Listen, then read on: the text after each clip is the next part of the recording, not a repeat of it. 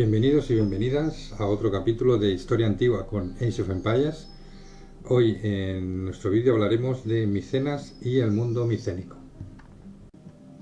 Micenas, o el mundo micénico, se localiza en la parte más meridional de la península balcánica e islas del Egeo, con centro en Argólida y regiones limítrofes del Peloponeso. Se acepta la idea de la llegada de protogriegos a finales del Heládico Medio, que se establecerían sobre la sociedad minia, introduciendo nuevas técnicas metalúrgicas, el carro de guerra y la espada larga, lo que hace pensar en su origen indoeuropeo. Micénico I antiguo del 1600 al 1500 a.C. Fue un periodo de formación con tumbas de pozo, sociedad estratificada, riquezas, príncipes guerreros y artesanos especializados, con influencias artísticas cretenses y locales. Micénico II, entre 1500 a 1400 a.C., en el que se imponen el Egeo y ocupan Creta y Knossos.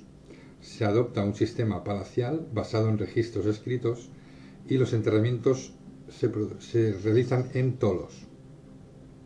Micénico III A y B, entre 1400 a 1200 a.C., fue la época de apogeo del Heládico III A y B, con construcciones de grandes fortalezas y palacios. Tuvieron expansión comercial y consolidación como potencia entre el Imperio hitita y Egipto. Su uniformidad y expansión mediterránea se ha considerado como la primera koiné o esplendor de los siglos XIV al XII a.C. A partir del submicénico, en el 1200 a.C., se inicia una oleada destructiva con el final del mundo micénico y un periodo de inseguridad de casi 400 años. Bien, aquí empezaría otro escenario de Age of Empires con el archivo 15-Creta-1400AC.zip, en el que recreamos pues la parte del Micénico II entre 1500 a 1400. Política y administración. Se organizaban en pequeños reinos independientes en torno a un palacio, con economía muy centralizada y sociedad muy jerarquizada. Alrededor de las fortalezas, las cuales albergaban alimento y riquezas, se agrupaban varios poblados con necrópolis. Existía una cierta estabilidad política bajo dinastías locales y de carácter guerrero. Existía estratificación social, división del trabajo y artesanado especializado. Desarrollo comercial en contacto con otras culturas y posiblemente tuvieron conciencia de ser un mismo pueblo o cultura. La estructura social está muy relacionada con la organización palacial y el estudio basado en tablillas de Pilos y Knossos. La vida social, política, económica y posiblemente religiosa se desarrolla en el palacio, sede del monarca o también llamado Wanax, el cual tenía atribuciones religiosas, en las cuales ordenaba el calendario, los sacrificios, las ofrendas y presidía fiestas o ceremonias. Atribuciones militares, por las cuales dirigía al pueblo en armas, y en torno a él estaban los epetai o más allegados al Wanax, los cuales poseían un mando especial. Y también poseía atribuciones administrativas, donde controlaba y contabilizaba y reglamentaba mediante funcionarios y escribas el ganado, posesiones de tierra en medida del cereal, los oficios artesanos, materias primas, productos manufacturados y de comercio, mano de obra y contabilidad de todo tipo. La monarquía micénica podría ser un régimen burocrático con dignatarios y funcionarios vinculados personalmente al monarca, a su servicio y a la vez representándole. Tras el monarca, el basileus era un funcionario religioso con séquito personal a su servicio. El laguaguetas se considera el conductor del pueblo, el cual poseía un lote de tierras, una casa y personal a su servicio, siendo incluso heredero legítimo como primer mandatario o jefe del ejército. Los telestas eran nobles de la corte con importantes posesiones de tierras. Los equetas eran nobles de alto rango o emparentados con el wanax, los cuales usaban ropas características y eran poseedores de tierras, carros, esclavos, considerados como aristócratas militares, haciendo funciones de consejeros y acompañantes del wanax. Otros cargos menores dentro de la nobleza eran el corete o gobernador, el proquerete, cauviforo, morocas y damoroco. El damos era propietario de tierras comunales que explotaban hombres libres con cesión de la comunidad, donde una parte de la tierra se parcelaba cediéndola en usufructo y la otra era cultivada por los esclavos del damos. La población libre se componía por artesanos, comerciantes, agricultores y ganaderos, con variedad de especialización, donde los herreros estaban exentos de pagar tributos. Los esclavos eran capturados en guerras o comprados al servicio de palacio o del templo.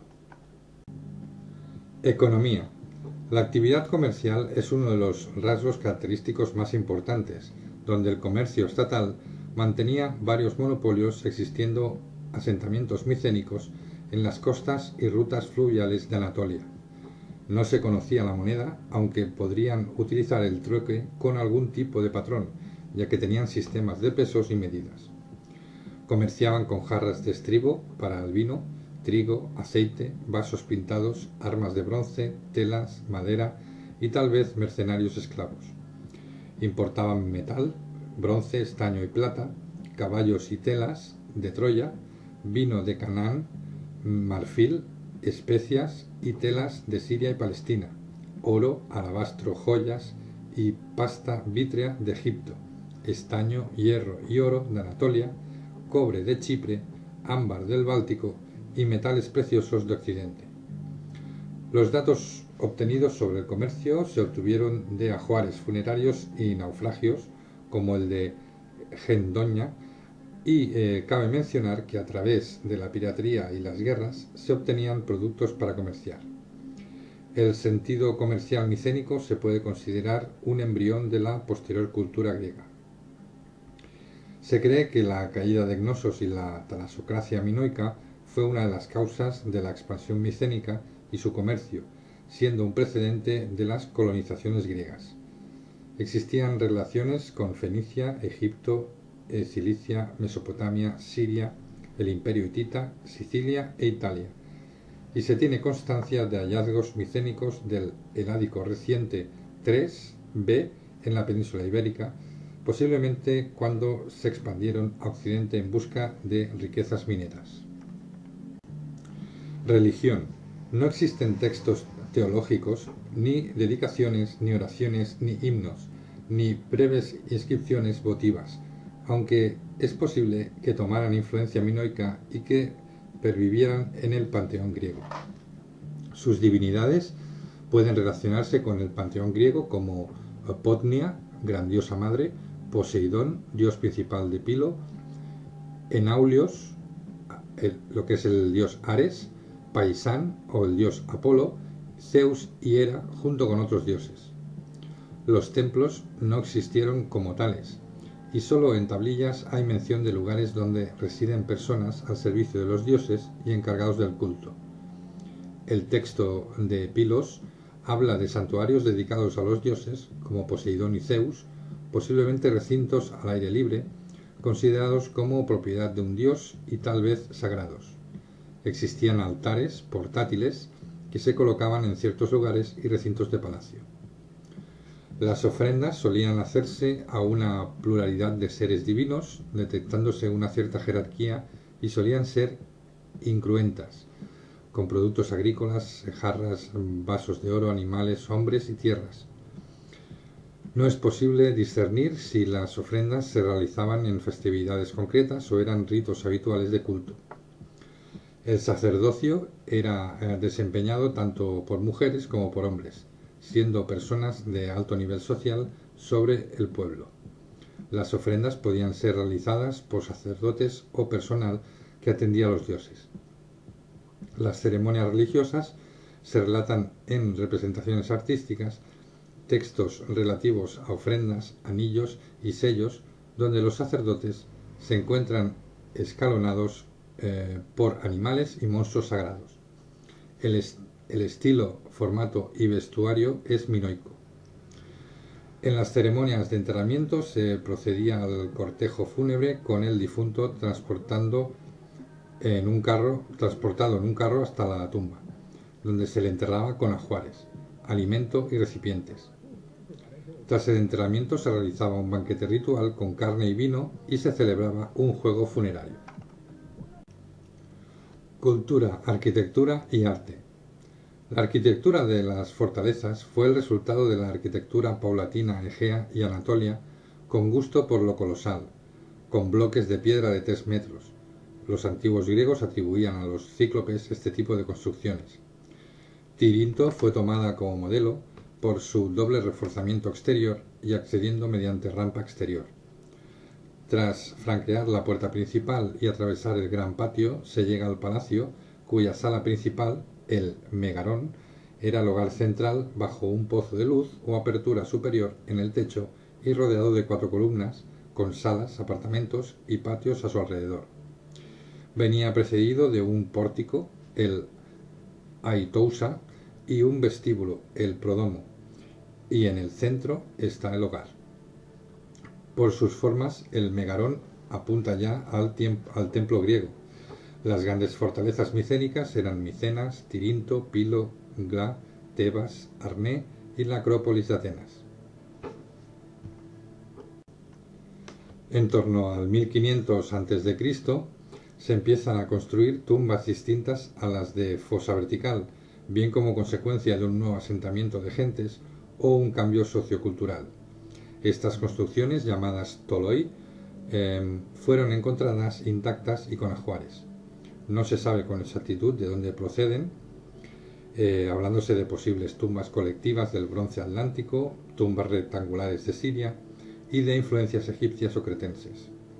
El toloi consta del dromos, que es el sendero inclinado de unos 36 metros y pavimentado con piedra, que va desde el nivel natural hasta las puertas. El estomión, que es la entrada que conduce al interior de la cámara, construida con grandes bloques de piedra decorada.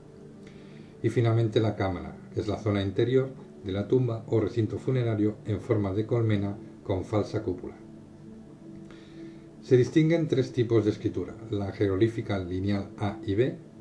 Tablillas y vasos inscritos presentan una información limitada de la que solo se han podido descifrar 66 de 90 signos que componen el lineal B, siendo el dialecto arcaico del griego conocido como micénico, quizás parte de una base protogriega. La mayoría de textos son de contabilidad, sellos, etiquetas de paquetes, propiedad, destinatarios, contenido, etc., ofrendas y dedicaciones, y posiblemente creadas a partir del lineal A. Antes del heládico reciente primero no aparece la escritura y la primera documentación en lineal B aparece en el heládico reciente segundo. Las tablillas micénicas aportan información sobre la administración de palacios, escribas, economía y comercio, pero no se encuentran textos literarios, legislativos o religiosos. El mayor número de tablillas en lineal B se encontraron en Pilos y Gnosos, realizadas en arcilla amasada, escritas con punzón y secadas al sol. Solo contienen información sobre contabilidad y administración en formatos de página rectangular y hoja de palmera alargadas, con anotaciones de un año, referencias al año anterior, una corta frase como cabecera y el inventario de efectivos. Los escribas anotaban la contabilidad de un periodo y, pasado ese tiempo, los textos importantes se trasladaban a materiales duraderos, en metal o piel, y las tablillas eran borradas con agua para ser reutilizadas de nuevo. Se clasificaban y se recogían en canastos o cajas colocadas en estantes y selladas con barro. La escultura era escasa, quizá influida por la falta de modelos minoicos, aunque las primeras muestras son estelas funerarias de las tumbas de pozo A y B de Micenas, siendo lajas de piedra de entre 1,05 por 1,80 metros, esculpidas de forma rudimentaria. estaban decoradas con motivos geométricos representando carreras de carros, cinegética, guerras y peleas de animales, a veces dispuestas en bandas paralelas, horizontales, siendo una ornamentación decorativa sin relieves narrativos. Los frisos decorativos en los edificios eran otra forma de escultura, destacando el tímpano de la puerta de los leones de Micenas. La pintura al fresco es la mejor de las artes micénicas, aunque se encuentran en un estado de conservación pésimo. La mayoría corresponden al Heládico reciente III y los más antiguos son claras reminiscencias minoicas, posiblemente artesanos cretenses, al servicio de los micénicos. Tras el año 1300 a.C., los frescos evolucionan a un estilo más occidental, con trazos fuertes y deficiente modelado de las figuras y sombras. Junto a temáticas tradicionales y otras nuevas, como cacería en carros, asedios, guerras, etc. Los motivos paisajísticos se emplean como fondo. La cerámica tenía tres influencias: la cerámica minia del continente griego, la cerámica minoica llamada estilo palacio y la cerámica cicládica y de Chipre. Tras un periodo de formación entre los Heládico reciente I y II, aparece la cerámica micénica, caracterizada por decoraciones con dibujos negros sobre fondo de arcilla claro, empleándose un naturismo estilizado. El estilo palacio mostraba decoraciones en divisiones por zonas y con mezcla de motivos, predominando los motivos florales, a veces recargados y muy estilizados. En la última época se pierde calidad por las necesidades de estandarización por la exportación en base al estilo granero, con tazones y jarras decorados con líneas onduladas o franjas negras, y el estilo tupido, con la decoración que cubre toda la superficie con motivos florales o marinos, siguiendo la tradición antigua. La orfebrería era heredada y evolucionada de los minoicos, donde se elaboraban varios tipos de armas, como dagas, cuchillos, puntas de flecha, lanzas y jabalinas. Las espadas y dagas solían estar decoradas en su empuñadura y con incrustaciones. Entre los ajuares metálicos de las tumbas del foso A y B se demuestra un alto conocimiento de la técnica metalúrgica. Destacan collares, brazaletes, anillos, diademas, cetros, objetos de tocador, herramientas, etc. Los vasos y copas mantienen la técnica minoica, pero con decoración distinta, tipo geométrico como la cerámica. La influencia cretense también se aprecia en la glíptica, con los mismos temas: religión, ofrendas, tauromaquia, etc. Con el tiempo adquiere importancia el tema de la caza, la guerra, evolucionando hacia el esquematismo. Los marfiles llegaban sin tallar desde Siria, pasando por Chipre, hasta llegar a Grecia. Se realizaban placas en relieve, destacando en el 1300 a.C. sus representaciones heráldicas, pastoriles y simbólicas, como el Prixis de Atenas, y a finales del año 1300 a.C. la estilización, rigidez y simetría en el modelado, como la placa de Delos. Causas y consecuencias. Hacia el año 1250 a.C. se aprecia un aumento del desarrollo militar, evolución de armas y técnicas, dando importancia a la infantería armada con lanza, escudo y espada. Se transforma el modo de combatir y el equipamiento con espadas más anchas y afiladas, escudos más pequeños y manejables, yelmo, a veces cubierto por colmillos de jabalí, junto con corazas de láminas de bronce y grebas de piel. La zona este del continente recibió una corriente de refugiados, indicando un periodo de inestabilidad y peligro que los textos silencian. Las posibles causas pudieron ser: causas internas. Desde el Heládico reciente III, los asentamientos micénicos se encuentran en decadencia, con transformaciones en la cerámica, con cerámica bárbara, cambios en fíbulas, empleo de hierro en las armas y dos tipos de ritos funerarios: la incineración y la inhumación en cista. Las posibles rivalidades entre reinos y luchas entre clases generan cambios en las instituciones políticas y económicas, posiblemente atribuidos a los dorios. Causas externas. Con los movimientos de los pueblos de mar o poblaciones tribales de la costa que realizaban actos de piratería o actuaban como mercenarios. Las crónicas egipcias mencionan el enfrentamiento con estos pueblos entre el 1230 al 1150 a.C., coincidiendo con la caída del Imperio hitita y ciudades como Troya y Ugarit asentándose nuevos pueblos en el este. En consecuencia, se produjo una ruptura durante varios siglos con Oriente, y Grecia vuelve a una economía agrícola y ganadera, con una clara decadencia mercantil, derrumbándose el sistema burocrático y administrativo. El Wanax desaparece y es sustituido por el Basileus, con valor estrictamente local. Desaparece la escritura hasta que en el año 700 a.C. vuelve a adquirirla en base al alfabeto fenicio, siendo fonética y no solamente limitada a los escribas.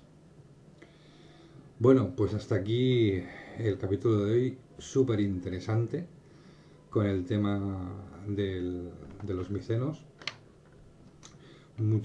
Bueno, aquí lo más interesante es el misterio sobre los pueblos del mar, ya que aún está por determinar quiénes pudieron ser, aunque los micénicos tuvieron una parte importante, pero también